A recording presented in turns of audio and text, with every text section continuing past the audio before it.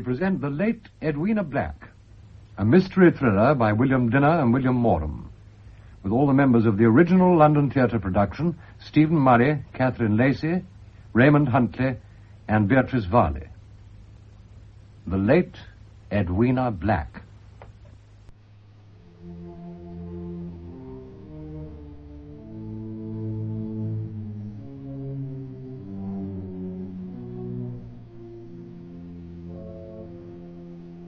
One winter evening in 1895. 9 o'clock in the drawing room of Amberwood House. Until 3 days ago, the home of the late Edwina Black. Yes, what is it, Ellen? Come in. It's your black dress, Miss Graham. Shut the door, Ellen. The draught is unbearable. I'm sorry, Miss Graham. I forgot. You don't like the wind bell tinkling, do you, miss? We should take it down. Oh, no, miss. You mustn't do that. It was hers. The mistress loved that wind bell. She often said it was like her laughter when she was young. And so Did you say my black dress had arrived? Yes, miss. I unpacked it to save it creasing. Bring it over here by the fire, will you, please? Would you mind holding it a little higher? Oh, that's it. You know, after the mourning period, it can be relieved very nicely by white or scarlet. It's a new sort of silk, isn't it, miss? I don't remember the mistress ever having any like that. It's a special mourning material, the dressmaker tells me. Made in London somewhere. Spitalfields, I think. I expect the mistress would have approved. That's a very expensive dress for a lady's companion, isn't it? I don't think so, Ellen. You'll be looking for a new purse now, won't you? It would never do for you to stay here unchaperoned now the mistress has gone, would it? I mean... Leave my dress on the back of the sofa, will you? Yes, miss. By the way, miss, do you know if the master is giving up the house? I don't know, Ellen. Why do you ask me? I thought perhaps he might have discussed it with you. You see, I wouldn't like to think of someone else living here. I doubt whether many people would want to. It's so lonely. It's so far from the village. Oh, it's so unfriendly. Call at this time of night? I don't think Mr. Black will want to see anybody, so try and get rid of them as quickly as you can, Ellen. I'll go upstairs. Yes, miss. Good evening, ma'am. Chilly this evening. I didn't quite catch your name, sir. Martin, ma'am. Henry Martin. Did you say Mr. Black was at home? No, sir, he's not. He's out for his constitutional. But I don't think the master will see you. I'm sure he won't. This is a house of mourning. I'm sorry, ma'am, but I have to see him. Miss Graham is in. Would you like to see her? Miss Graham? She was the mistress's companion, sir. Oh, yes. No, I have to see Mr. Black himself, ma'am. Couldn't you come back after the funeral tomorrow? I'm afraid my business won't wait till then. Are you from the Amberwood Weekly Press? Heaven forbid, ma'am. Then from the lawyer's office, maybe. I am not, ma'am. Then what is it you want? I've come on a matter regarding the funeral, ma'am. Oh, from the undertakers. Why didn't you say? They told the master they were sending someone about the bearers. You'd better come in out of the cold and wait. Thank you, ma'am. That way, sir, in the drawing room. Thank you. You can sit down. Thank you, ma'am. I must say your firm has supplied a nice coffin. Neat without being vulgar, as my missus would have said. And I like the shiny handles, quite genteel. She deserved the best, she always did. I'm sure she did, ma'am. A sad loss. Oh, it doesn't seem possible that I shall never see her again. Death can be very tragic for those who are left, for those who loved her. Are you staying in service here, ma'am? Why shouldn't I? It was Miss Edwina's house. Miss Edwina? I was with her ever since she was 21. I was a personal maid, a present from her father in the first place.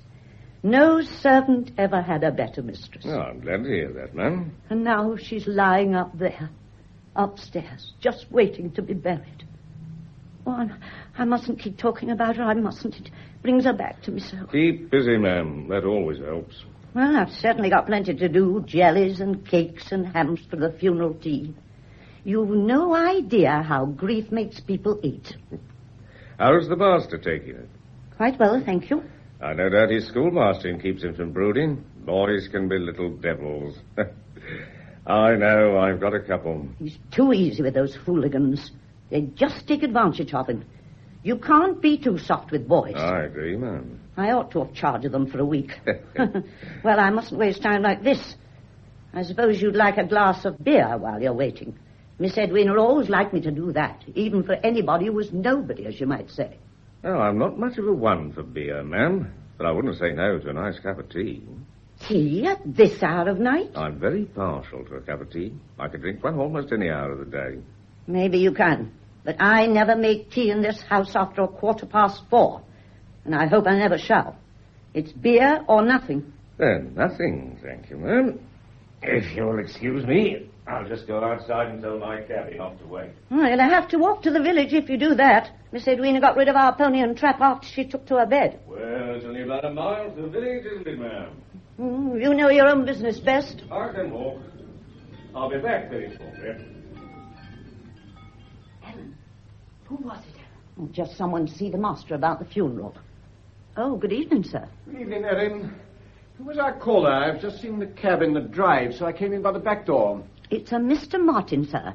He'll be back in a moment or two. No, I can't see anyone now. Tell him to come back after the funeral. He's come about the funeral, sir. The bearers, I think. Oh. Very well, I have to see him, I suppose. Oh, by the way, Ellen, you haven't hung any crepe on the back door. You know what the squire's wife will think when she rides down the lane. Oh, I'll go and do it straight away, sir. Lisa, your dress has arrived. Yes, First one I've given you. and it's black. Oh, I hate black. Along the colour and masses of it. Rich, exciting colour. I seem to have worn dull, drab things all my life. And now the first dress you give me is black. Oh, Gregory, I don't want to go to her funeral. I can't bear the idea. It'll be over in half an hour. An hour at the most. Yes, but she's so many friends. They'll all be there. And what will they be thinking, saying about us? Don't even worry either of us. Not now. We're not staying in this house much longer. There's only the funeral, and then we'll be free, Lisa. Oh. Completely free. Next week I'll start clearing up my affairs, and then, in a month or two, Italy. Thousands of miles away from this house. No more whispering, no more deceit. Oh, it'll be heaven, Gregory. You've been wonderful, my dear. Sometimes I can scarcely believe we'll never hear her knocking upstairs on the floor of her room again. Never hear her sharp voice. Never have that feeling of guilt when we look at her. I love you, Lisa. Do you remember how she used to walk round the house drawing the blinds if there was the least bit of sunshine to save the carpets? No air or sunlight ever seemed to get into this house. Yes, and how silently she used to do it. That's what I remember most. Silent way she walked, her eyes always looking on the floor. Yet seeing everything around her. It's going to take me a long time to believe she's dead. I don't think I will believe it until we get to Italy. Menaggio. It's such a peaceful name, isn't it? I found a wonderful picture of it this morning in those travel booklets. Did you? Now, where did I put... Yes, the bureau. Look, here it is. Menaggio overlooking the waters of Lake Como. Surely the lake will never be as blue as that. It's impossible. Yes, it will be. And the poplars will be just as green. Look at the carving on that bridge. And the vines trailing over it. It's lovely. I wish we didn't have to use our money. If only we could go away now, straight away. Couldn't we? You know, well, immediately after the funeral. Come in. Excuse me, sir. That gentleman's back to see you, sir. Oh, very well. This way, please. Thank you. Mr. Martin. Good evening, sir. I hope you'll pardon this late call, but my business is urgent. It wouldn't wait till the morning. It's certainly rather late. Please sit down. Thank you, sir. Oh, this is Miss Graham. Good evening, miss. Good evening. Well, Mr. Martin, you wish to see me about the bearers, I understand. No, sir. A private matter. I'll take this dress up to my room. No. There's no need for you to go, Miss Graham. What is your business, Mr. Martin? You can speak in front of my secretary. Well, sir, it's rather a delicate matter. I hardly know how to begin. You sound very mysterious. Do I, sir? Oh, I don't mean to be, but... Hadn't you better come to the point? I believe you've just lost your good lady, Mrs. Edwina Black. Yes. The funeral's tomorrow. Please accept my sympathy, sir. Thank you. I understand the lady had been ill for some time. About 6 months. Why do you ask? Well, it's like this, sir. Dr. Prendergast is worried about your wife's death certificate. It seems he regrets signing it. Regrets signing it? He's dissatisfied with the apparent cause of death, sir. So I've come to ask you to delay the funeral. What? Delay the funeral? It's a bit awkward, I'm afraid, but it can't be helped, sir. But who are you to interfere like this? I'm a police officer, miss. A police officer? My card, sir. Inspector Martin, Scotland Yard. Yes, sir. The Home Office got in touch with us, and I was sent down to you. I can't see why they should send you here. Surely you can see the funeral can't be delayed now. Everything's arranged. I realize how you feel, sir, but I'm afraid it must be. Must be. Why? In order to discover the cause of your wife's death, sir. I believe Dr. Prendergast termed it a sudden death. He speaks of certain symptoms which now strike him as strange. Well, Dr. Prendergast is not only old and doddering, he's quite beyond his work. Oh, he admits that himself, sir. When he signed the death certificate, he'd just come from a maternity case which had taxed him considerably. Surely you're not suggesting that my wife died by other than natural causes. Oh, God, let's put it that way, sir. Let's say the suggestion will always be there unless the matter's cleared up. But if you stop the funeral, the whole village will gossip. It isn't fair to the late Mrs. Black or to Mr. Black. I'm only obeying instructions, miss. Forgive me, sir, but I'd like you to understand my position clearly. Yes, yeah, I do, but I'm surprised at Scotland Yard wasting time and money sending you here. Believe me, sir, it's the last kind of job I'd choose if I had my way. The doctor's notions will have to be indulged for everybody's sake. As a sensible man, sir, you'll realize there's no other course left. And after all, a pathologist's report will ease everybody's mind. A pathologist's report? That sounds rather horrible, doesn't it? Depends how you look at it, miss. I shall speak to Prendergast. I shall write him a note at once. I suppose if he admits that he's satisfied with the cause of death, that will satisfy you, Inspector? I'm afraid not, sir. It's out of my hands now. You mean there's nothing I can do? Well, post-mortem must be carried out. I realize how you feel, sir, but you must remember that I'm only doing my duty. A question has been raised concerning Mrs. Black's death, and the law must know the answer. Even though the question is asked by a senile old man like Prendergast? Yes, sir. You know, as Mrs. Black's husband, I have certain rights in this matter. There are no rights involved, sir. It's simply a question of our satisfying ourselves that the cause of death is correctly stated. Well, I'm sorry I can't take it as calmly as you do, Inspector. I object most strongly. I won't allow a post-mortem. Don't you think you owe this post-mortem to your wife, sir, in the circumstances? To her memory? I should have stopped Prendergast attending my wife. The man's an ass. But it's an awful situation. What excuse can I give to the vicar, the undertaker? Oh, don't you bother about that, sir. You leave it all to me. I'll make arrangements to have everything done discreetly, sir. I think we can keep the matter quiet. The funeral can take place as soon as possible after the post-mortem, say the day after tomorrow. But what about all the people who are going to attend the funeral? Half the village will be there. It might give rise to the most awful rumors. Well, it might even be suggested... It's to stop any suggestion that we're having the post-mortem, sir. Well, I think that's all. I won't keep you any longer, sir. What's this? Touring booklets? You planning to go abroad, sir? Yes, for a holiday. Italy, as you see. A touring agency, eh? I once had a trip with these people myself. My good lady came into a little money from her father, so we went to Paris.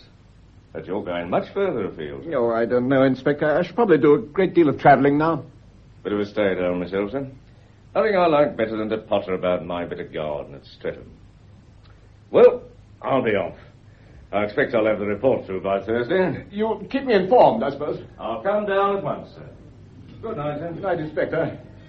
My apology if I've taken the matter rather badly. But you haven't, sir. You've taken it very well indeed. Very well indeed. Good night, miss. Good night. No, don't bother, sir. I can see myself now. That stupid fool of a doctor. I knew it. I knew it. I knew it. You what? I knew Edwina would stop us. How can she stop us, Lisa? Now, do be reasonable. There's nothing to be frightened of. Why are you frightened? I don't know. That's the awful thing about it. I don't know. Oh, well, you're frightened, too. Nonsense. Why should I be frightened? She died a natural death. Yes, but she stopped us from going away. She might almost be sitting there laughing at us, telling us we can't escape For her. heaven's sake, control yourself, Lisa. There's nothing to be frightened of. The whole thing will be cleared up in a few days. But in the meantime, we must carry on as though Inspector Martin and the whole of Scotland Yard didn't exist. Now, will you promise me to do just that? Yes, I will. Good. Now, let's get back to business. This letter from the bank, they want Edwina's passbook. Could you get it for me, dear? Oh, yes, it's upstairs. I'll bring it down. Lisa, why are you gazing up the stairs like that? The passbook. It's in her room. I hate going there now. You're letting your imagination run away with you. I can't go up there. I can't. She's dead, Lisa. Can't you get that into your head? She's dead. Is she?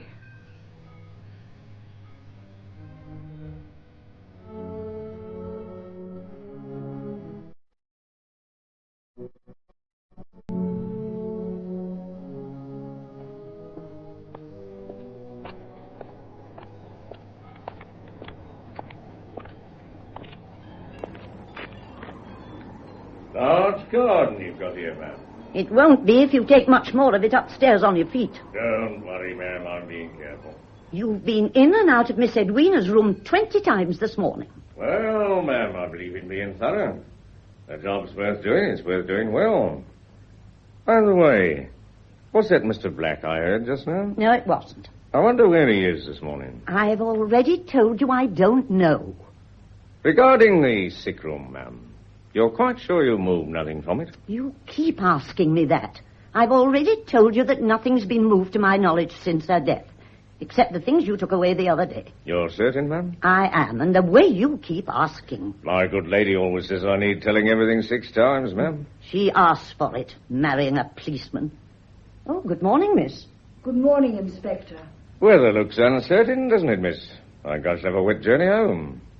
I expect you want to see Mr. Black, Inspector. I imagine he must have gone down to the village. Oh, well, I've no doubt he'll be back shortly. If you'll excuse me, I'll go upstairs just once again. Take another look at Miss Edwina's room. Oh, but feeling better, miss? The vicar's wife was saying how upset you looked at the funeral.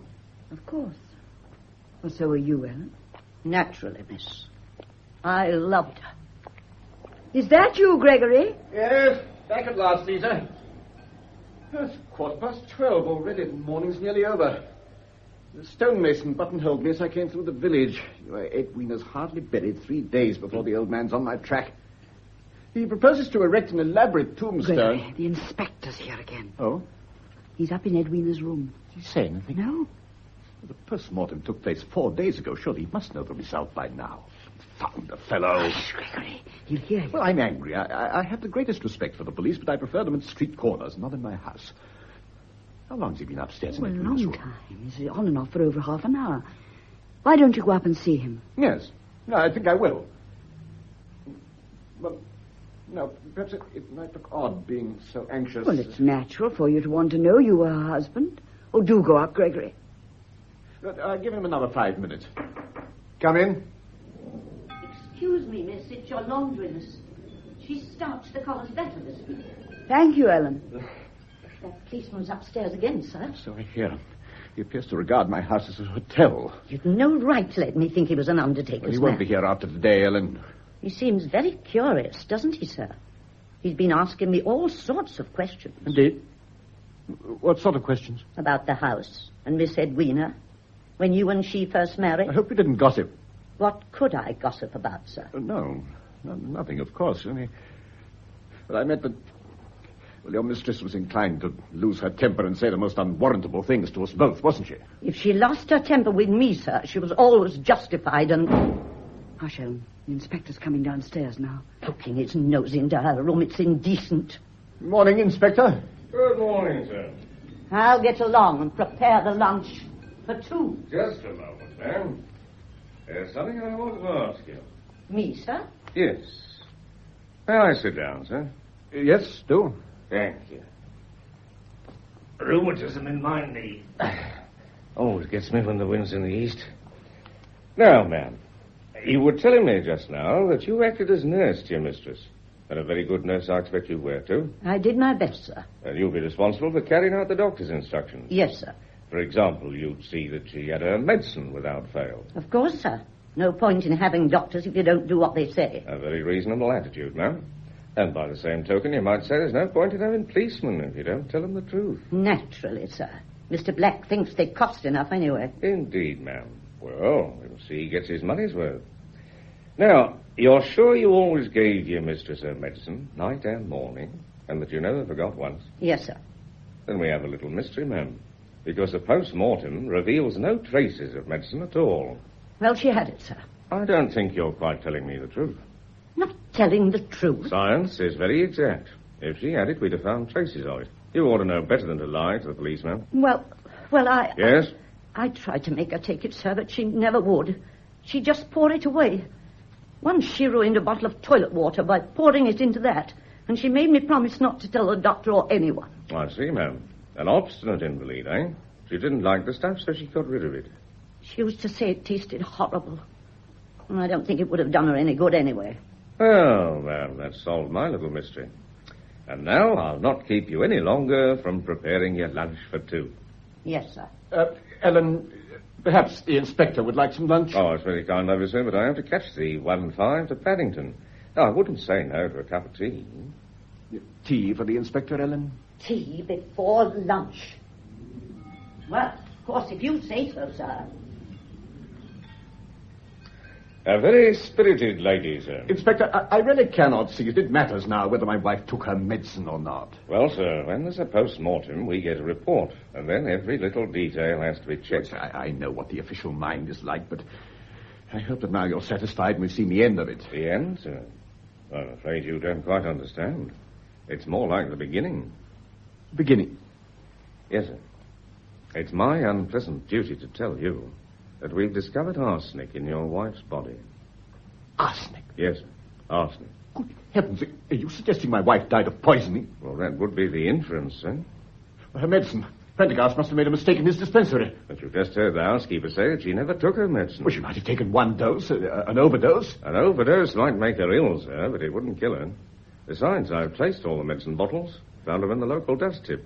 In that case, Inspector, you must analyze them at once. Oh, but you see, miss, they've been analyzed. Well, Inspector, well? The analyst found nothing in them save traces of medicine. Harmless medicine. No trace of arsenic at all? None. Which clears Dr. Prendergast of carelessness in his dispensary. Then your pathologist has made an error in the post-mortem. That's unlikely, miss. But if arsenic was found in her body, how did it get there? That's what we have to find out, miss. That's why I'm here again. You're making her death seem so strange. I don't like it, Inspector. It's disturbing. A few questions might answer. I'm tired of your questions, Inspector. I know, sir, but I don't think you quite appreciate my position. I ought to put my point of view. Your wife dies suddenly. A post-mortem is carried out, and the report shows death to have been due to poisoning. I'm placed in charge of the investigation. Now, sir, if you were in my place, how would you set about the inquiry? Well, I... Yes, sir? Well, I suppose I should have to ask some questions. Exactly, sir. I apologize, Inspector. But what is it you want to know? Now, sir, there's a tin of weed killer in the greenhouse. Weed killer? Yes, sir. I understand you ordered it from the general stores in the village. Let me see. On the 2nd of October. It was delivered the same afternoon. Was it? Yes, that's quite right. I did order some. Are you suggesting that the weed killer was responsible for her death, Inspector? I can't say yet, miss. But the particular brand Mr. Black ordered contains a high percentage of arsenic. I see the tin in the greenhouse has been used, sir. Yes. We've always used weed killer here. My wife is very particular about the gravel paths. When was it last used in the garden? I'm afraid I can't remember that. No, I simply can't remember. Do you mean Mrs. Black was accidentally poisoned by this weed killer, Inspector? We'll hope. Accidentally, miss. Wait a minute, Inspector. Yes, sir? If there's no doubt about the poison, then have you considered the possibility that perhaps my wife... she was suffering from the strain of her illness. I don't know quite how to put this, I'm afraid. Suicide? No, sir. Impossible. How could she have risen and gone to the greenhouse where you keep the stuff? The tin was only delivered after she was forced to take to her bed. The doctor's words bear me out there. He says she couldn't stand on her feet. Oh, no, she was far too ill. We know that. And no one in their senses would have taken the stuff up to her, would they? No, of course not. And there's not the slightest trace of any arsenical substance in her room. I'm afraid it can only point to one conclusion. Someone in this house must have... Well, your wife couldn't have taken the stuff herself, could she, sir? Someone in this house? Someone in this house. But who? Well, there's the housekeeper, though I hear she was deeply attached to her mistress. Ellen, she was devoted to her, almost like a sister. Old ladies, in spite of devotion, have been known to commit serious crimes, miss, even murder. Oh, but not Ellen. The idea's utterly ridiculous. What do you say, sir? Do you think the old lady had a motive? Well, the will hasn't been read yet, but we know she was left a small annuity, but it's silly to suppose that Ellen would do anyone an injury to get it. Exactly, sir. The motive isn't large enough. You mean... Yes, miss? You mean Mr. Black has a larger motive since he will inherit the fortune? Good heavens. Do you mean that, Inspector? I don't mean anything yet, sir. But you said... Please, put yourself in my place And again. haven't you forgotten another possibility? Have I, miss? Now, what would that be? Well, Mrs. Bloom, who helped nurse Mrs. Black for several weeks. I haven't forgotten her, miss. Do you think she had a motive for poisoning Mrs. Black? Mr. Black dismissed her for thieving, and I heard her say something about paying him out for it. That's true, isn't it, Mr. Black? I did hear her say that. Yes, it's quite true, Inspector. I caught the woman stealing some of my books. I had to dismiss her. But you doubt if she'd poisoned your wife in revenge, sir. Yes, quite frankly, I do. Oh, she might have done it to get you into trouble. Some women would do anything. Do you sincerely believe that, miss? No, of course I don't. It's quite ridiculous. But if she didn't do it, then Mrs. Black must have died by accident. Or your man at Scotland Yard has made a mistake in the laboratory. We may make mistakes at Scotland Yard, miss, but not in the laboratory. But you're seriously suggesting that I would deliberately... Well, good heavens, Inspector, this is too unreasonable for words. Unreasonable, sir? But you really believe I poisoned my wife? I have no belief, sir. I'm here simply putting my point of view. Well, your point of view may be quite natural, Inspector, but you're wasting your time if you try to connect my wife's death with me. If she did die of poison... Yes, if she did die of poison. She died of poisoning, sir. However, let's go back a few weeks before Mrs. Black's death. I'd like to know something of her habits, her daily routine. Did you see your wife that morning, sir? Morning of her death? Yes, naturally. How was she? Well, pale and restless. The same as she'd been for several weeks. Did she complain of anything? No more than usual.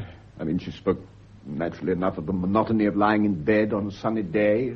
Now, miss, as the lady's companion, will you tell me something of her daily routine? Well, it's very simple. I mean, that is when she took to her bed 4 or 5 months ago. Every morning at 8 o'clock, I would have to brush her hair. Say, from 8 to 8:15? No, much longer. She liked me to brush it very, very slowly. What time did she breakfast? Well, the tray came up at 8:30. She always had tea and toast. And, preserves? Honey. There's always honey. Do you know if it was kept apart from the rest of the household preserves? No, Ellen would take it from the same jar. And after breakfast, miss? Well, at 10 o'clock, Ellen and I would go up to her room and she'd give us our orders for the day. In my case, letters, a little shopping necessities, books, flowers for her room, and so on. And then, miss? Well, I'd read to her every afternoon. Yes, she liked to keep in touch with the fashion notes and also the latest novels. And in the evening, miss? She'd have a light dinner, then Mr. Black would come up, and of course I would go. Yeah. How did Mrs. Black call anyone when she wanted attention? By a bell? No. She would knock from upstairs on the floor with a stick. A carved ebony stick. Her room is... Well, it was over this one. And you go at once? Yes. Well, often she'd not want anything at all. I see. Now, sir, about stimulants. Did your wife ever take any wine, for instance? Well... Yes, sir? But I have to admit that she was sometimes a little indiscreet. She drank, sir? No, that's not the way I'd care to put it. She was a little careless, perhaps. She tried to insist on this particular habit when she took to her bed, but Prendergast wouldn't allow it. No, Inspector, my wife didn't have any stimulants during her illness. Did she have anything to drink apart from tea and so on? A cup of warm milk every morning at 11 o'clock. Who generally took it up? Ellen. Did she take it up on the morning in question? I think so. Are you certain, miss? Well, she says so. Of course she is. No, I'm wrong. I took it up that morning. Oh. By the way, miss, did you get on quite well with your mistress? Yes, of course I did. Perfectly. I see. Now, sir, about that weed killer, is the greenhouse locked at night? Yes. And the keys kept hanging in the hall. Now, I want you to think very hard, sir. Can you recall who was last in the greenhouse on the night before your wife died? Ellen. Yes, I remember distinctly. Ellen. You're absolutely certain it was Ellen? Absolutely.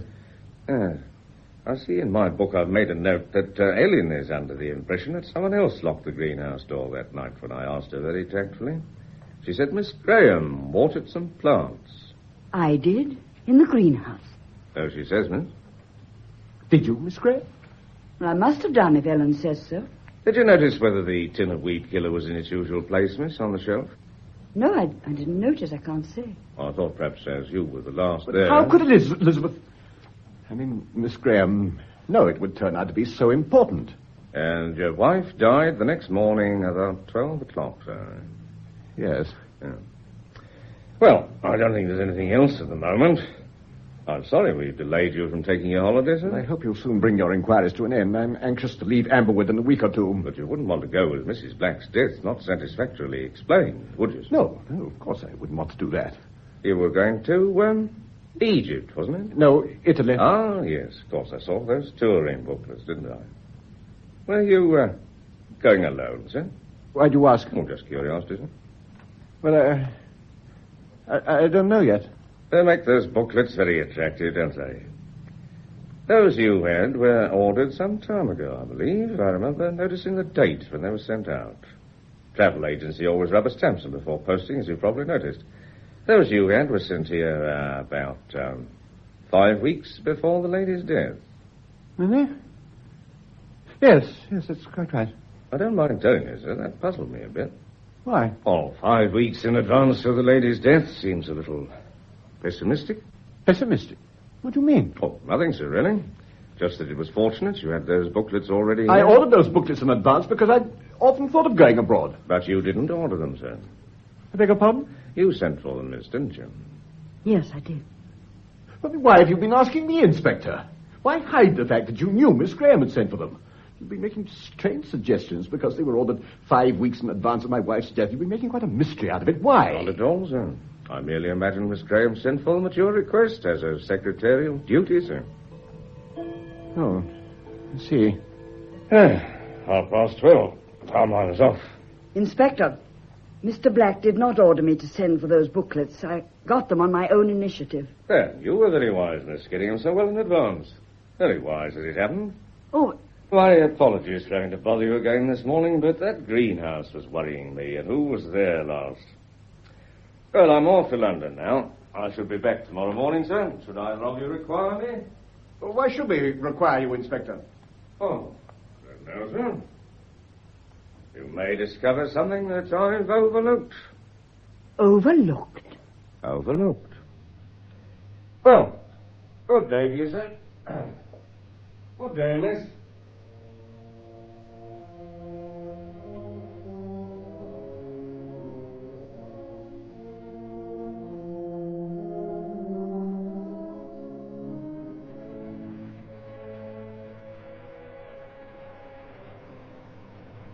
Thank heaven this is the last batch of exercise books I shall ever correct.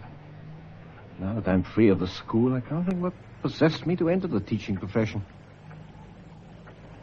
Lisa, push the lamp a little nearer, will you? You need so much light for your sewing. Oh, I hate this room. So many drafts, so many shadows. That's better. Ellen back here. I want to ask her for those housekeeping accounts. No, she's probably staying at the vicarage until after the rain stops. No doubt discussing Edwina's qualities with the vicar's housemaid. Overlooked. What did you say, my dear? I wonder what Inspector Martin meant when he said that before he left this morning. I don't know, my dear. Something we'd overlooked. No, he questioned Ellen again about Edwina's food. We mustn't keep discussing it, Elizabeth. We can't dismiss it like a boy dismissed from class. It's here in the house with us, not letting us rest. Like this rain, it goes on and on. You really must try not to think about it, my dear. It's 3 days since they buried her. Only 3 days.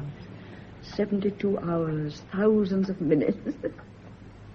No, I've never been aware of minutes before. Gregory, what could we have overlooked? We'll keep talking about it, Lisa. Are you as calm as you pretend? Of course. Yes, of course I am. I keep starting a little task like this piece of sewing, and suddenly I find myself staring at it, and 5 minutes have gone by, and I haven't made a stitch, Gregory. In this rain, all the flowers on her grave will be ruined. Lisa, you must control your thoughts. Discipline yourself. I can't. I keep seeing the inspector's face, the way he looked at me when he was talking of those wretched booklets. You must have guessed I was going to Italy with you. Well, if he already believes we're lovers, and his knowledge about our trip to Italy can't make much difference, can it? No, I suppose it can't. Oh, dear. My thoughts go round and round in a circle. It's all so confusing.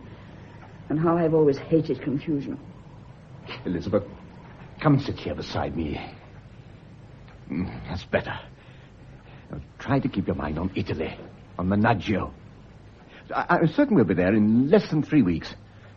Incidentally, let's stop in Paris for a day or two. You'll need clothes and hats, and I've always wanted to buy you a necklace, a pearl necklace. What do you say, Greg? Lisa, aren't you listening to me? What a way to treat a man who wants to buy you a pearl necklace. I thought I heard something. Oh, impossible. We're alone in the house. I'm sure I heard a sound upstairs. Rubbish, my dear. It's only your imagination. Now, about those pearls, I think... Lisa, why don't you listen to me? You remember how she would knock on the floor towards the last, beginning very softly and then thumping more and more. You must forget her, Lisa. Every room, every corridor is alive with her, every inch of the house. Her things, the things she chose, they belong to her and speak of her. We'll never get rid of her, Gregory. Lisa, remember the first time I spoke to you about us? That time in the garden when Edwina had gone to the village. You came over and straightened my tie, remember? And you pushed the hair off my forehead and you said, Gregory, you're helpless. Why can't you keep tidy? I didn't say that, did I? And it's so long ago I've forgotten. Why did I seem so helpless, Lisa? I think because you were lonely. I was lonely, too. But although it started with pity, you did fall in love with me, didn't you? Yes, Gregory. I don't mind so much. Pity alone isn't very heroic, is it? I wasn't a very romantic figure, was I? You even mistook me for the gardener when you came out to drive that first day. Well, you let me think you were the gardener. You wore the ugliest hat I've ever seen. You had a rose in it as large as a cabbage, a really vulgar rose. It may have been, but it was very fashionable. And how Edwina stared because we laughed when we were first introduced to each other. You know, I was very nervous of her. You didn't show it. I wasn't going to let another woman see how I felt. Certainly not Edwina. You see, at that time, I was quite impressed by her clothes and her jewels. You know, in all the houses where I've worked, I've always pictured myself as the mistress.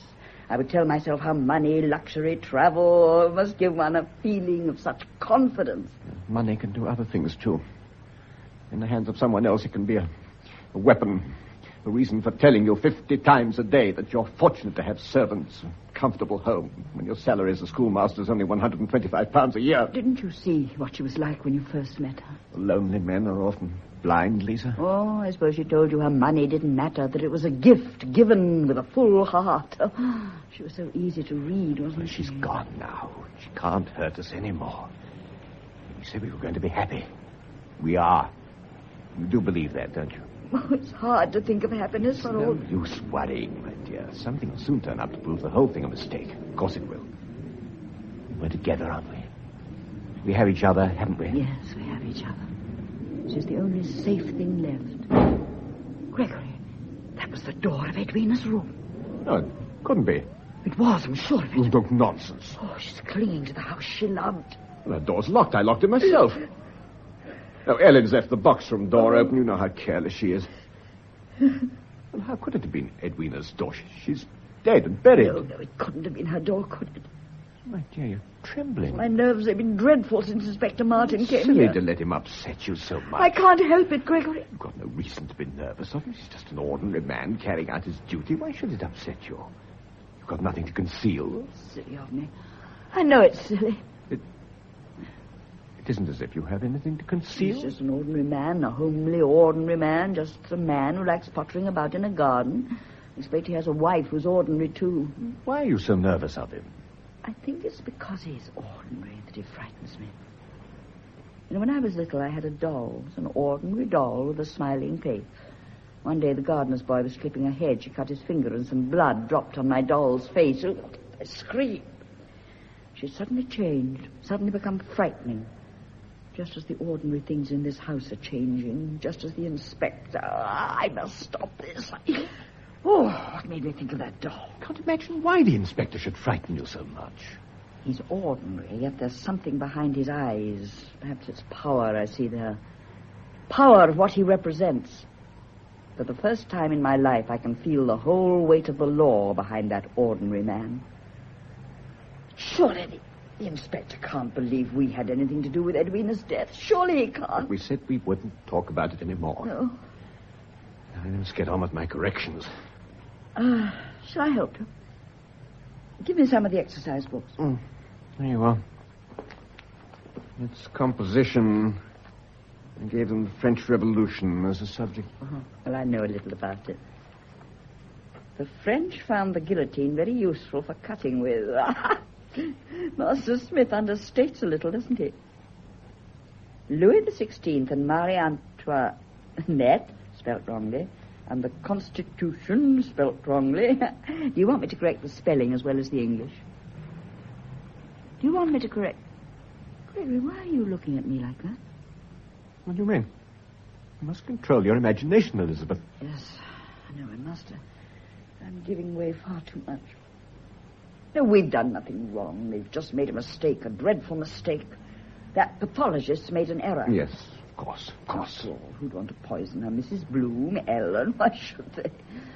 And who else is there? Nobody. But us. We know we didn't do it, so that it is. Oh, if only they can find out so that that we can leave this house. Listen to the rain. Will it never stop? Nobody but us. Was the execution of Marie Antoinette 1793 or 83? 93. I thought so. Lisa, Yes? what made you send for those travel booklets? I don't know. I just happened to. I've often sent for such things. You know, I've always wanted to travel so much. Yeah. Why do you mention it? Well, it's just an idle remark. Gregory, what are you thinking? Why did you send for them so early? Early? Did I know Edwina was going to die in 5 weeks? Gregory, what is in your mind? No, nothing. Why'd you say that? Because you spoke to me as if you were the inspector. Oh, don't be so silly, Elizabeth. You even looked at me as Nonsense. you did, as if I were lying. Lisa! Yes, lying. Now, why did I say that? Why did you make me say that? I only meant it must have seemed odd to the inspector you're sending for them weeks before her death. I think you mean you found it odd, Gregory. You're twisting my words. No. You had the thought that I... Oh, good heavens, surely it's not possible. No. You're twisting my words, Elizabeth. Why shouldn't you send for them early? It's perfectly natural. You've always been interested in travel, and your nervousness is only caused by this house. By the way, she still seems to haunt us, isn't it? Well, why did you answer me? You're not nervous for any other reason, are you? I can't believe there's anything in what the inspector suggests. Couldn't have been premeditation that made you send... Could it? Well, why do you sit there just gazing at me? Why did you tell me I'm wrong?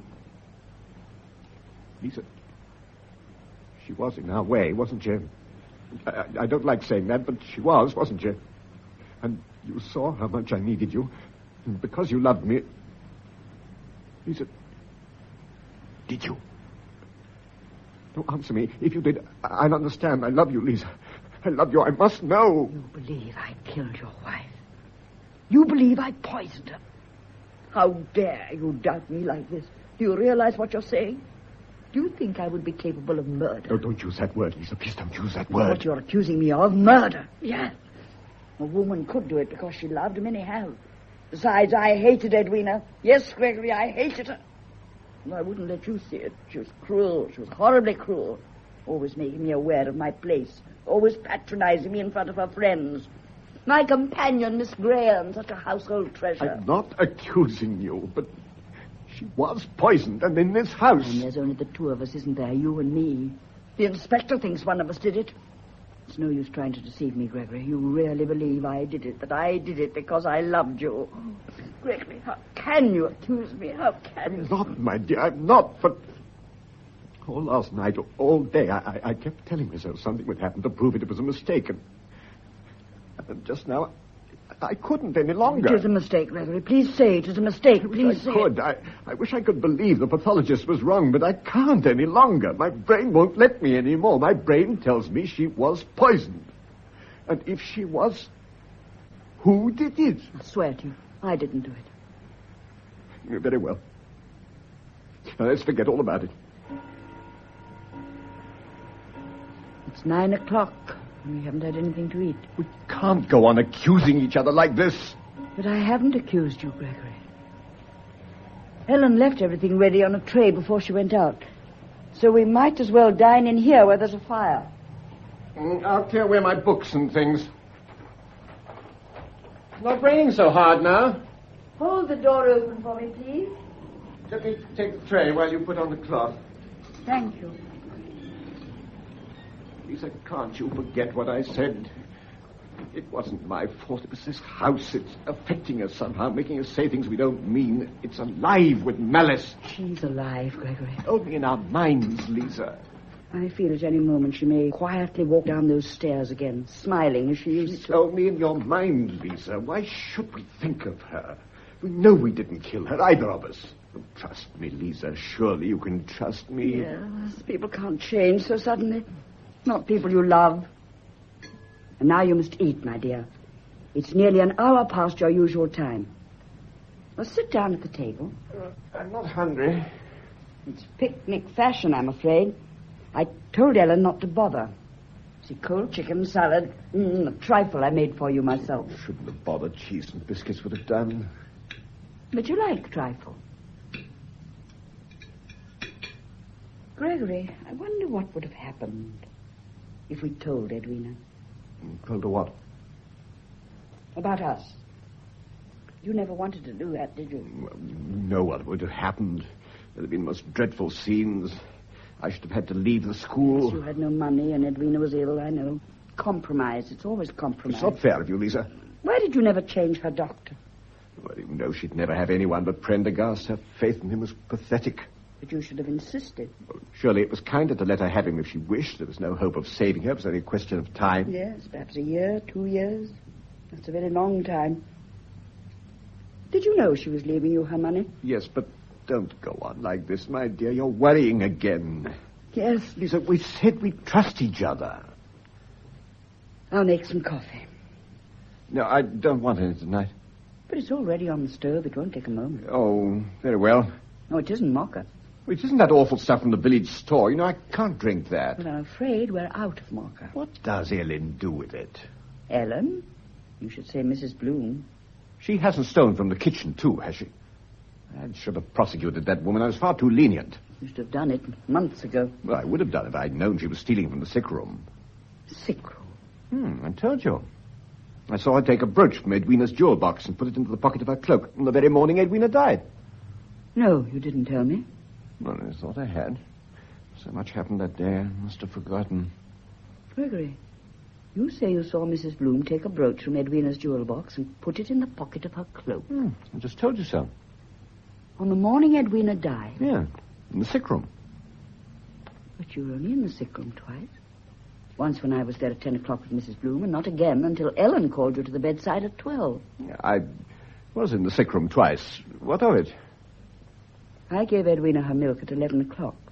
If you saw Mrs. Bloom in her cloak, then she must have been leaving the house at 11:30 as usual, after I gave Edwina the milk and before Ellen called you at 12. Why won't you stop talking about it, Lisa? I want an answer, Gregory. Now, please don't put me off like this.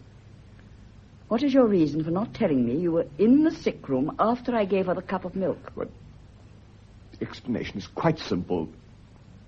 Edwina was dead when I went up to the sick room. Dead? At 11:30? Yes. Don't you believe me? No.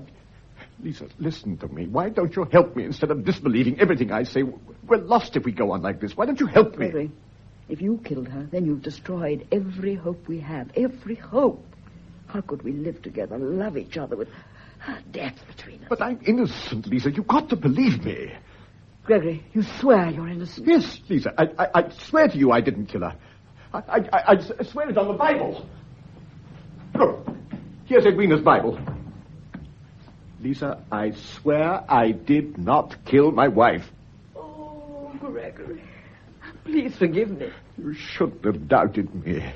How could you imagine I could kill anyone? I'm just a simple man, my dear. Murderers aren't like me. You know they can't be.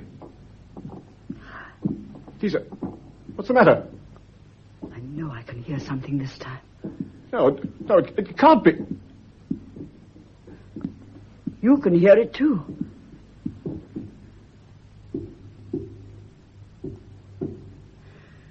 Ellen! Ellen, what are you doing upstairs? What are you doing with that stick? The stick, sir? I just went up to fetch it. Didn't you promise it to the vicar's wife as a keepsake from Miss Edwina? I forgot it, sir, when I went down to the village earlier. When did you come back? I didn't know you were back. I got home just before the rain started. So I went to her room at once, in case I forgot the stick again. I've been sitting there remembering her. It was so very quiet. We never set her clock again. That's why, I suppose. You shouldn't have come down like that, Ellen. You startled us. Did I, sir? I know I shouldn't have sat there so long, but it was so quiet, what with the clock still standing at 12. Just as I stopped it the morning she lay dying. You stopped the clock, you say? In case it chimed the hour. I wanted her to have peace while she...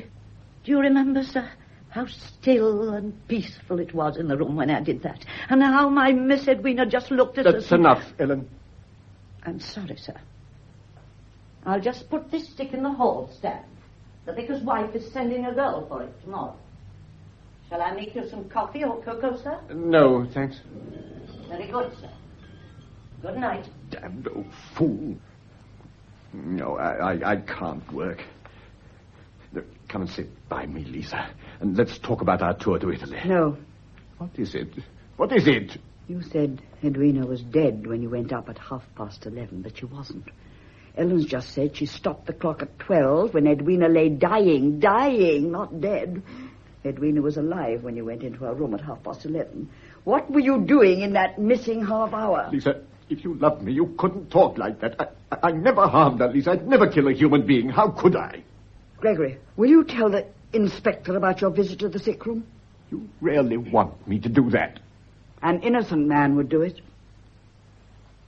I see.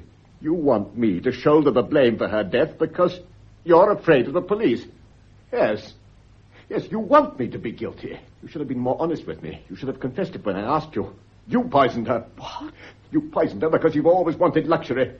You've always wanted to be the mistress of a large establishment. You killed my wife for it, and now you want me to take the blame. What do you say? You'd do anything to get what you want. I believe you'd even poison me. Poison you? Yes. Why not with this food? It'd be easier for you, wouldn't it? Because everything has gone wrong. It'd be easier for you if I were to die tonight. Easier for me? Yes. You could say I'd committed suicide because I'd murdered my wife and was afraid now that the police were making inquiries. You'd be safe if they thought that, wouldn't you? But what are you saying? I'm not trying to poison you. But no doubt you want me to swear that on the Bible, too. Yes, look. Shall I swear on the Bible, too? Lisa, Gregory. This isn't her Bible at all. It's not a Bible. It's a Latin primer. But I thought it was a Bible. Both the covers are black. I thought... You knew it wasn't. You swore to me on that you didn't kill her. Were you afraid to swear in a Bible because you knew you were going to tell a lie? No, Lisa. You did kill her. You've told me lie after lie. You must believe me. Lie after lie. I won't have you say that. You hear? Don't shout at me. I'm not one of your schoolboys. You're trying to dominate me as she did. How dare you say that? To think that you could smile at me and let me kiss you while you were planning what you were going to do. You could be in my arms and think of murder. Oh, there are worse crimes than murder. You've shown me that. I've been poisoned, too. Poisoned by your lies, your talk of Italy, your love-making that meant nothing at all. You said I was the only woman in the world for you. Together we'd have a glorious future. Lies, lies, lies. You talk of love to me, Elizabeth. What was it for you but an escape from poverty? I should have known that a man who was capable of living on his wife's money was capable of anything. I did not live on my wife's money. You were content to let her keep you, weren't you? It's not the truth. No. I had my own salary. £125 a year. Did it pay for your servants, your luxurious surroundings, your expensive clothes? How dare you throw that in my face, just as she did? It's all true, that's why. She only had to raise a little finger. You came running like a little pet dog. You've never looked at yourself honestly all your life. You've only seen what you wanted to see. You daren't. Because then you'd have known you were only a sentimental, weak coward, a silly little schoolmaster who couldn't even control his own boys. You could say that to me. After making love to me. You made love to me. Indeed. And I succeeded very easily, didn't I? Lisa. Gregory. I didn't mean to strike you like that, but... Very well. Now I will tell you why I lied and said Edwina was dead when I went up to the sick room. I'll tell you the truth. The truth from you? This is the truth. Look at me. I said, look at me. When I went up to the sick room at 11:30, Edwina told me you were trying to be rid of her. She said she thought she'd seen you putting something in her milk. Why should she tell you such a lie? Well, I thought then that she was simply trying to make trouble between us. You mean she knew about it? She knew all the time? Yes. You'd always comforted yourself by saying that Edwina never knew. I didn't want to take that comfort away from you. I should have told you from the beginning that she knew about us. I wish you had. It would have been easier. I told myself she was only talking nonsense about the milk, but when the inspector came and I started thinking about those booklets, I thought perhaps you might have done it for my sake. I didn't do it, Gregory. You believe that, don't you? Yes. So Edwina's suggestion, it made everything so sinister. Oh, aren't we silly to let Edwina come between us like this? You know, we're grown-up people and we behave like children. I was cruel to you, my dear. Gregory Black, whom the boys defy, just as you said they did. No, that was a vile thing to say. It isn't true. It is true. And I'm going to change, my dear. I'm going to be strong. And you're going to help me. Yes. We'll not worry about the inspector. Oh, we'll not worry any longer. We'll laugh about it, my darling. I even thought you'd poisoned this trifle. No, it's funny, don't you see? Well, I'll never make you another trifle as long as I live. Oh, it's wonderful to be laughing again. Look, this calls for a grand gesture. We'll drink to it. We'll drink to Menaggio. I'll get the port and 2 glasses from the cupboard. You know I never touch port. Well, you're going to touch it this time. Don't argue, my love. This is a special occasion. Oh, Gregory, you're right. I won't argue. That's better. There's a glass for you. Now, will you give the toast? Yes, Gregory. I drink to Italy, the sunlight, and Menaggio. Gregory, why aren't you drinking? Well, stop gazing in your glass and drink to Menaggio. Just see you on the terrace, standing beside me near the green poplars and the blue water. We're going to be happy at last, Lisa. Happy at last. It'll be the end of worry for both of us. Both, thank heaven. And drink to it. Why aren't you drinking? Is there something wrong with this port? Gregory!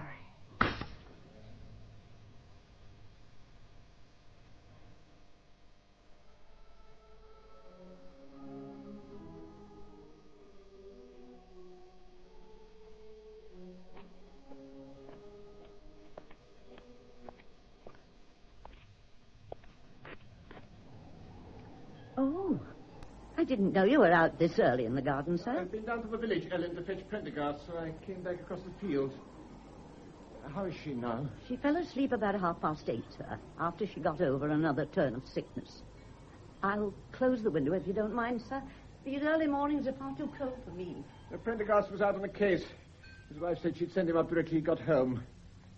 Have you done everything you can for her? As much as I can, sir. I'm not a doctor, sir. But do you think she really needs a doctor? I'm not likely to know what's wrong with her, sir. She's as white as a sheet. But then who isn't after sickness? She didn't say much to me, too ill to speak, I suppose, sir. But her eyes... She kept staring into space like anyone seeing a ghost, as if she was scared. Is there anything I can do? Nothing at all, sir. She'll be all right for a few minutes, even if she wakes. Ellen. Yes, sir? What did you do with the other glass of port that was left on the table when we took Miss Graham upstairs last night? I threw it away down the sink. You shouldn't have done that. I wanted it. Miss Graham kept saying something about the port being bad. Some nonsense about poison. As if port could turn poisonous even if it was bad. It seems a little unlikely, doesn't it? That's what I said. Well, if that'll be all, sir. Yes, that's all. Thank you, Ellen. Very good, sir. I'll go and make the beef tea.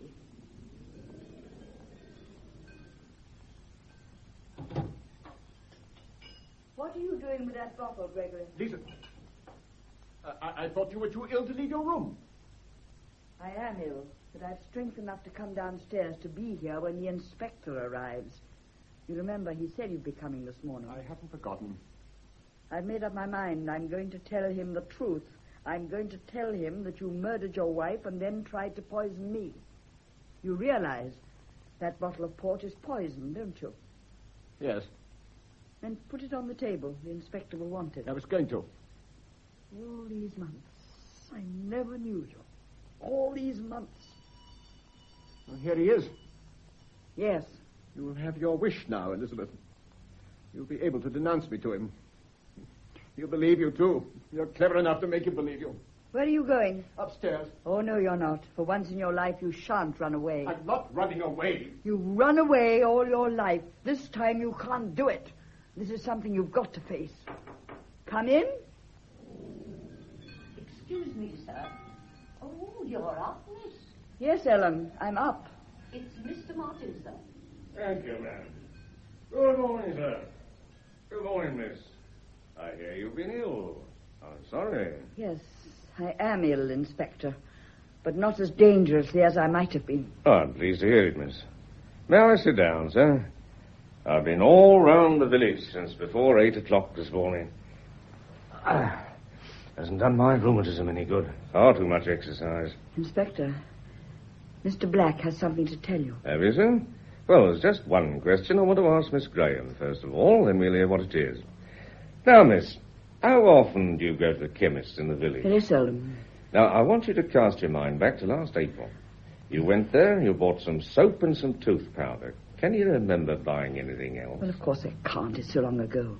But, Inspector, you'll see that all this is a waste of time when you hear what Mr. Black has to say. I think it was about the second week in April. I told you I can't remember. Well, that's a pity, miss. Pity. Perhaps later on you might be able to recall it. Inspector. Yes, miss? Last night I was nearly killed. Really, miss? I was given a glass of port from that bottle. Well, port isn't usually considered very lethal, miss. Well, this port is different. This port. Gregory, tell him about the port. Well, sir, what about the port?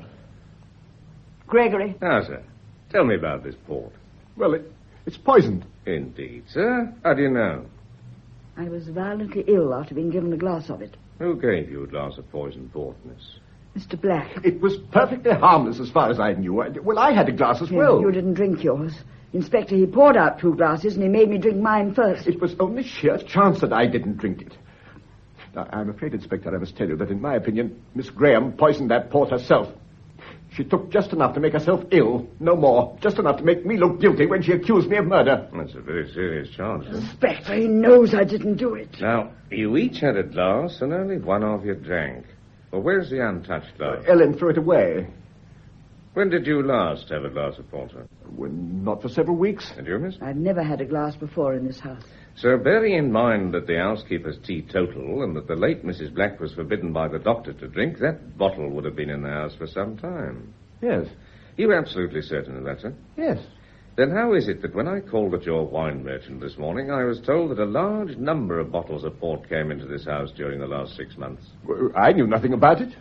You can't throw any light on it either, miss? No. Well, we'd better have asked the housekeeper. I'll ring if you don't mind. Inspector, this is a complete waste of time. Isn't it obvious? He was giving his wife poisoned port. And what motive would you give Mr. Black for doing that, miss? He knew he was going to inherit her money. Did he? But you see, that's not strictly true. Not true. No, miss. I called on Mrs. Black's solicitor this morning. I understand he's coming here tomorrow for the reading of the will. He told me a most interesting fact. That you, miss, inherit a half of Mrs. Black's fortune. I? Yes, miss. No, it's not true. Quite true, miss. It can't be.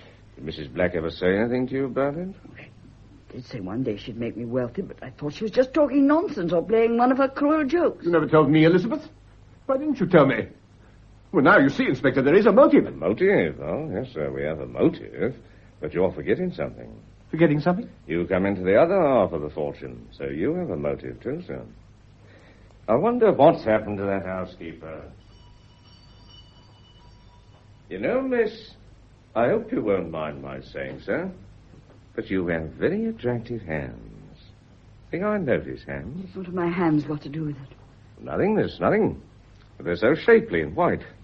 Beats me how you ladies keep them like that. One of those feminine secrets, I suppose. Come in. You rang, sir? The inspector wishes to ask you a question, Ellen. Oh, yes, sir. It's about the port, ma'am. I'm teetotal, sir. So I understand. And a very excellent thing, too, ma'am. I can't help then, can I? Ah, but I think you can, ma'am. In the past 6 months, a considerable amount of port's come into this house, and I'm trying to discover what's happened to it. How should I know? I don't keep the key of the cupboard. I doubt whether this port was ever kept long enough to be put in a cupboard. Did you ever give any of it to the late Mrs. Black? Give her port, sir? Why, the doctor had strictly forbidden it. But you never took any notice of the doctor, ma'am. You told me in this house only a week ago that Mrs. Black never took her medicine, that she used to pour it away, and that you knew it. That was different, sir. Ah, ma'am, I don't want any nonsense. You can go to prison for telling lies, you know. Is that understood? Yes, sir. Have you ever seen that bottle before? I don't know, sir. Have you or haven't you? I might have done. Where did you see it? I found it in Mrs. Black's room the morning she died. She used to hide it away from the doctor. I brought it down and put it in the cupboard over there. You brought it down? Yes, sir. So you did give Mrs. Black port? A lot of it? I wouldn't have given it to her, sir, but she used to crave for it. And it brought the colour back into her cheeks and made her feel so much better. You come into a nice little annuity by her death, ma'am. I suggest you might have tampered with that last bottle of port. Tampered with it, sir? I'm trying to discover how Mrs. Black died. You mean... Oh, what a wicked thing to say. As if I would have harmed her. Besides, Mr. Black knew she was having the port, sir. That's not true, Oh, Ellen. yes, it is, sir. Did you ever see Mr. Black take it upstairs? No, sir, but he knew it was coming into the house. He knew that. That'll be all, thank you, ma'am. Yes, sir. As if I would have harmed her, as if I would have harmed her. Now, Mr. Black, why did you tell me your wife didn't have any stimulants during her illness? Well, I didn't want anyone to know. I didn't want anyone to realize that I sometimes had to give in to her. She kept at me day after day until I did give in. And you allowed her port, knowing it was dangerous in her condition? What did you care about that? It was just an easy method of giving her the weed killer. I did not touch that weed killer. Inspector, is there any need to prolong this? You know the truth now. I'm sorry, miss, but you must bear with me for a little while. There are some things I know and some things I don't know. I shall have to explore everything. For example, I'm still interested in that little purchase you made last April. Then there's the weed killer and the cups of milk. So many questions just have to be answered. There is also that bottle of port staring you in the face. He put weed killer into it. But we've analyzed the weed killer that was used for the garden. Less than half of it was composed of pure arsenic that had dissolved in liquid. The rest of it was like sand. Wouldn't dissolve in anything. This liquid is perfectly clear. Look at it against the light. You see? Perfectly clear. You mean that bottle does not contain weed killer? I do, sir. Because, you see, your wife was not poisoned by weed killer. Not poisoned by weed killer? I don't understand. You will, miss, you will. Now, we come to that little purchase you made last April. Apart from soap and tooth powder, you also bought a certain preparation that's quite fashionable nowadays. I may have done. But what has that got to do with all this? I hope to show you in a minute.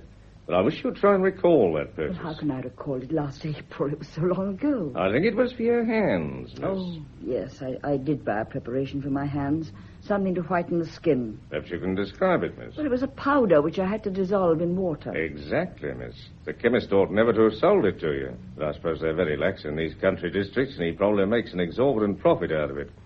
Poison laws need tightening up. You see, miss, that powder was pure white arsenic. Arsenic? I'm afraid so, miss. But I never knew it was arsenic. I just used it on my hands.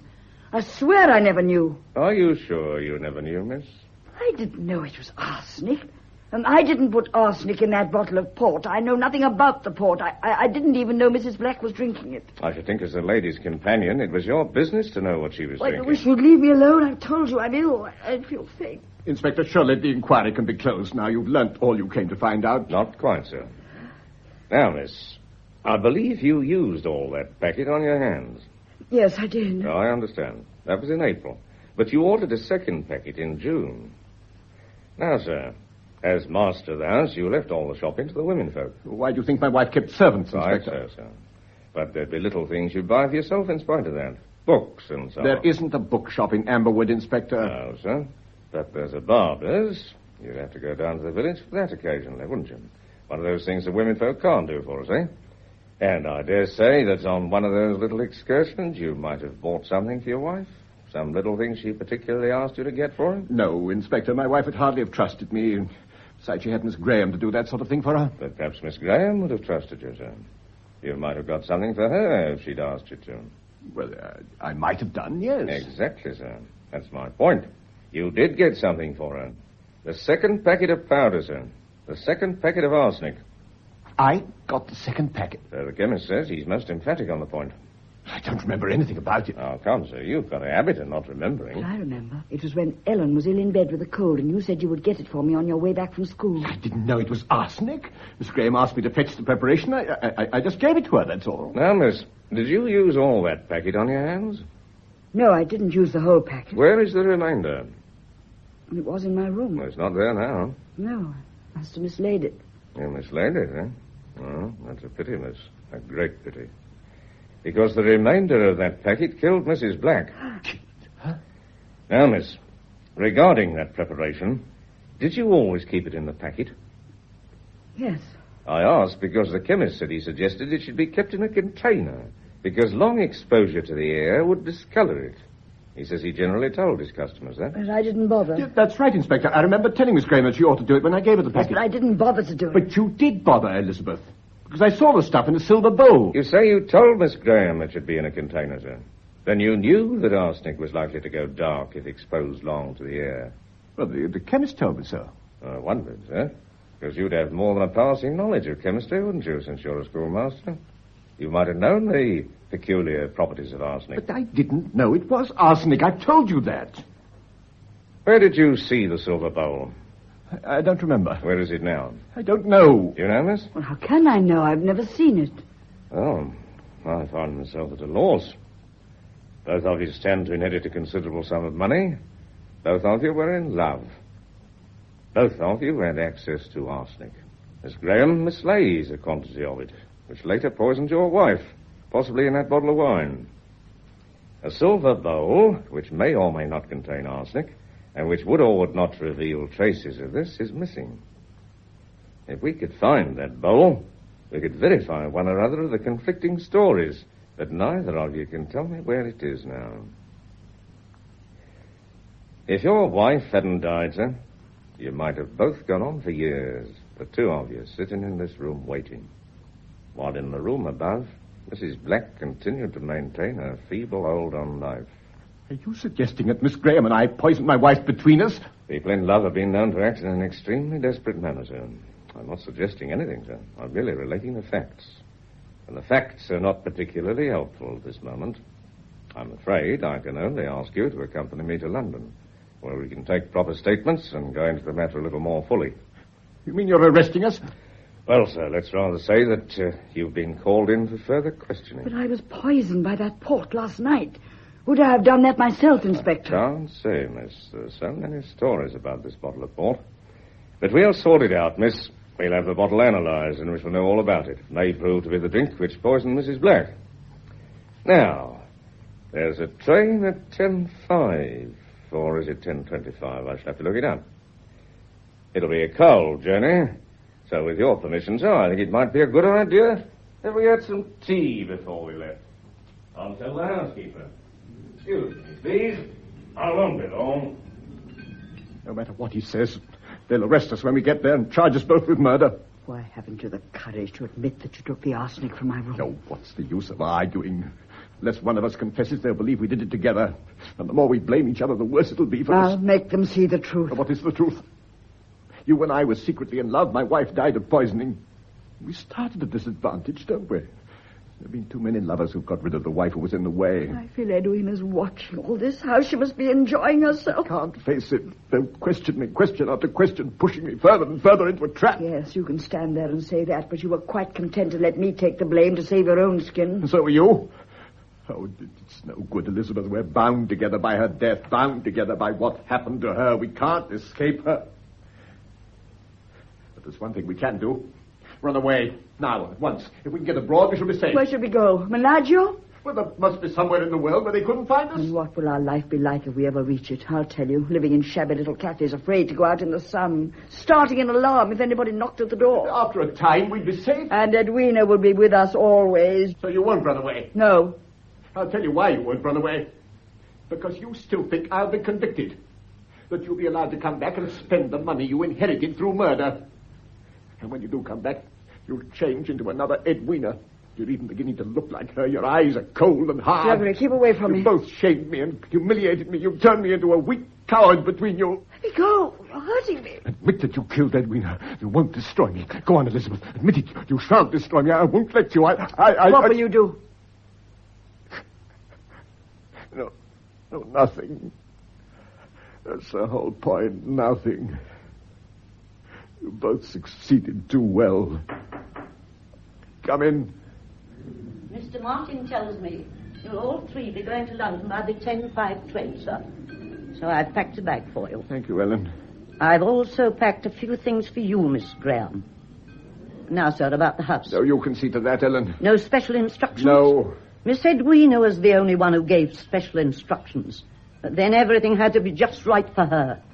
You're much more easygoing, aren't you, sir? But perhaps you don't love the house as she did. There we are now. It trains at 10:05, sir, so we've got plenty of time. Oh, I hope you'll pardon the liberty in your kitchen, ma'am, but the kettle boils, so I made the tea. I always make the tea when I'm at home. You got the wrong cups. Have I now? Well, never mind, ma'am. I'm not much of a one for these dainty little thimbles are going for nowadays. I like a good-sized cup.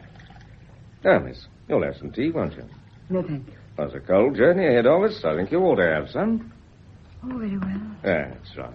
Sugar, miss? No, thank you. Oh, dear, I'll put it in now. It doesn't matter. Thank you. Sugar for you, sir? There you are, sir. I'll put one in. Now, ma'am, you'll have a cup of tea, won't you? I'll have mine in the kitchen. Oh, I think Mr. Black will waive convention for once, won't you, sir? I'm sure you like plenty of sugar, ma'am. There you are. Thank you, sir. You seem to be enjoying this, Inspector. Well, why not, sir? I should have thought it was hardly the moment. Moments like this happen quite frequently in my profession, sir. But you know, few moments in life are too serious for a nice cup of tea. What an attractive sugar bowl this is, isn't it? I often wish my salary allowed me to collect silver. Finely engraved piece, isn't it? I like the way the designers entwined the letters E.B. with the pattern of leaves. Your wife's initials, of course, sir. Where did you get that? Why, ma'am? It's only a sugar bowl. It's not a sugar bowl, it's... I'm sorry, ma'am. I thought it was. That's what comes of letting your kitchen be invaded by a man. You didn't find it in the kitchen. Now, where else would I find it? Could it have been under some bushes in the garden? You put some in my tea. Put what in your tea, ma'am? Sugar? It wasn't sugar, it wasn't sugar. What was it then, ma'am? Of course, it was the arsenic. He's put some in the tea. I've done nothing of the kind, ma'am, but I suggest you put it in Mrs. Black's port. No, they did it. Miss Graham, Mr. Black, the two of them. They were the only ones who wanted to get rid of Miss Edwina. But you threw the bowl away. They told me to do it. That's a lie, Inspector. And they told me not to tell anyone. When did they tell you to throw it away, ma'am? The day after Miss Edwina died. Oh, this is preposterous. Just a moment, sir, please. Now, ma'am, what did they say to you? They told you to throw it away? They did. They didn't say anything else. They just said, will you throw this away in the garden? Yes, sir. Didn't you think that strange? It looks a very valuable bowl. I didn't think at all, sir. I just did what I was told. Then how did you know the contents was poisonous? I knew it had poisoned Miss Edwina, didn't I? Did you, ma'am? And how did you know that? Neither Mr. Black nor Miss Graham told you.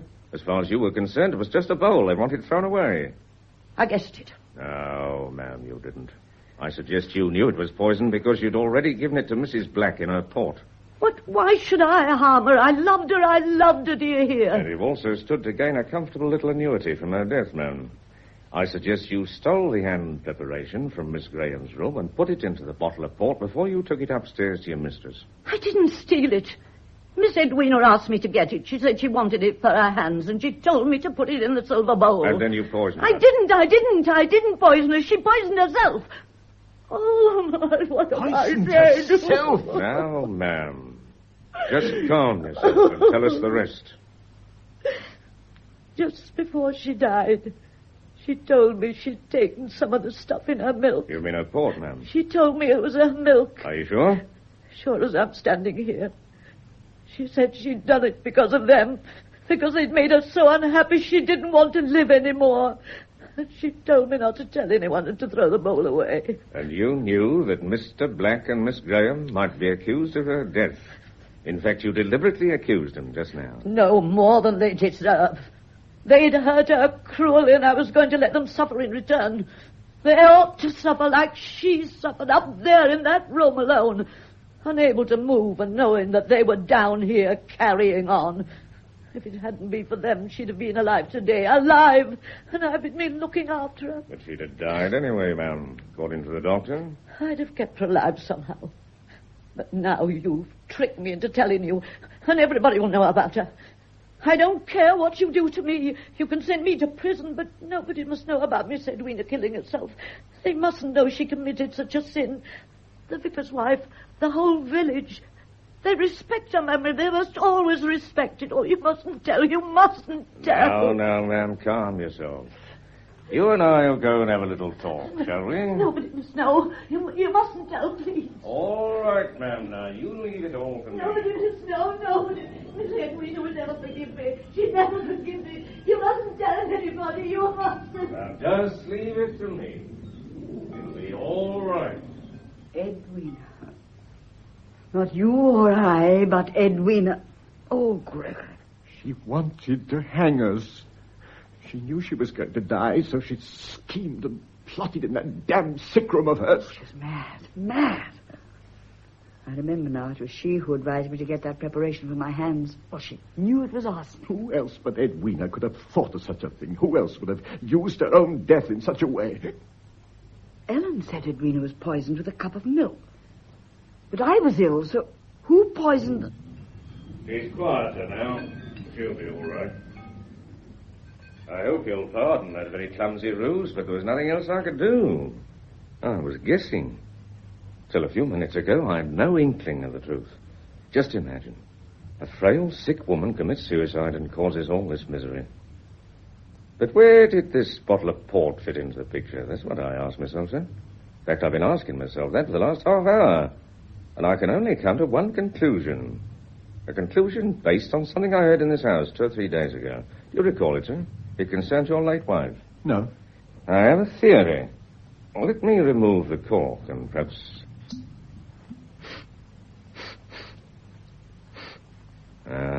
as I thought. The smell of this contents explained why you thought you were poisoned, miss. Do you remember Mrs. Black had a habit of throwing her nasty medicine away anywhere just to get rid of it? This bottle happens to be handy, possibly with a little port left in it. So why not pop it into that? But I was ill, Inspector. Of course you were ill, miss. You had a strong overdose of wine last night, and in your overwrought condition... Only medicine. And all the suspicion we built from it. We human beings are very open to suggestion, sir. In the dark, an overcoat hanging on a door becomes a monster. A tree becomes the devil himself. Amberwood's been a dark place these last few days. So medicine becomes a deadly poison. And Edwina was behind everything. Edwina. Can we blame the poor sick lady entirely, miss? After all, she wouldn't have succeeded as far as she did unless... Unless what? The ground has to be fertile, sir, if the seed is to flourish. There's 9:30 now. Hey, I'll catch the 10:05 train. I'll go by the garden way, if you don't mind, sir. Greet it for me. You'll be hearing from us very shortly. Final formalities, sir. Good day to you both. He's right. It was our fault, Gregory. Not either of us, but both of us. And now we're free, Lisa. No, Gregory. She's won, hasn't she?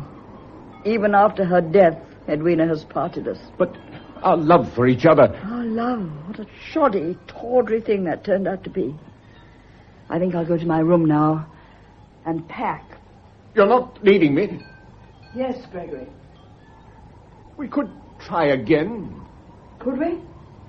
Could we live together, love each other without remembering the dreadful things we've said? I couldn't. I'm going upstairs to my room now. If you leave me now, I shall be alone. Alone with her. Alone with Edwina. Lisa, please, come over here. Lisa, we can try again. Don't you see? We know each other now. With no romantic illusions left. We really know each other.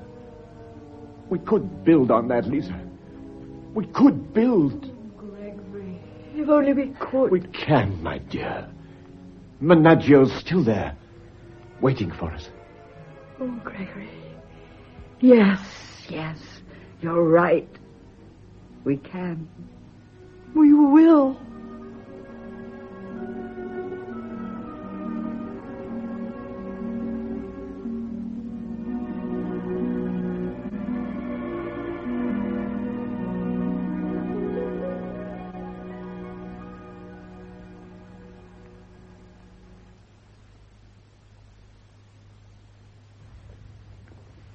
That was The Late Edwina Black by William Dinner and William Morum. It was acted by all the original members of the London theatre production. Ellen, the housekeeper, was played by Beatrice Varley. Henry Martin of Scotland Yard by Raymond Huntley. Elizabeth Graham, the companion, by Catherine Lacey. And Gregory Black, husband of the late Edwina Black, by Stephen Murray. The recorded production was by Raymond Rakes. Raymond Huntley is now appearing in Difference of Opinion at the Garrick Theatre, London.